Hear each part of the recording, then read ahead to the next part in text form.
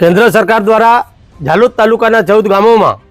Delhi Mumbai corridor highway પસાર કરવામાં આવતા જે અમારા 14 ગામોના આદિવાસી ખેડૂત ખાતેદારો હતા તેઓની મૂળભૂત સુવિધાઓ જે 16 જેટલી બાબતો છે છીનવાઈ જતા છેલ્લા 3 વર્ષથી અમારા ગરીબ આદિવાસી ખેડૂત ખાતેદારો લડાઈ લડતા જઈને આવી રહેલ હતા અને તે સમય અંતર્ગત 3 વખત આ નેશનલ કોરિડોર હાઈવેનું કામ બંધ કરાવી દેવાતા પ્રાંત અધિકારી શ્રી અને જવાબદાર અધિકારીઓ દ્વારા આમોને તારીખ 5/12/2024ના રોજ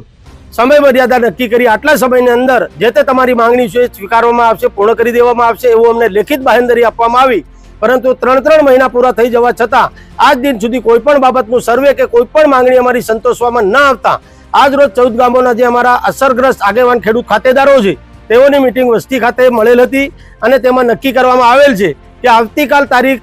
24 ફેબ્રુઆરીના રોજ પ્રાંત અધિકારી શ્રી ઝાલોદનો રૂબરૂ સંપર્ક કરી ચીમકી સાથેનું આવેદનપત્ર આપવામાં આવશે અને એ આવેદનપત્ર મારફત ચીમકી ઉચ્ચારવામાં આવનાર છે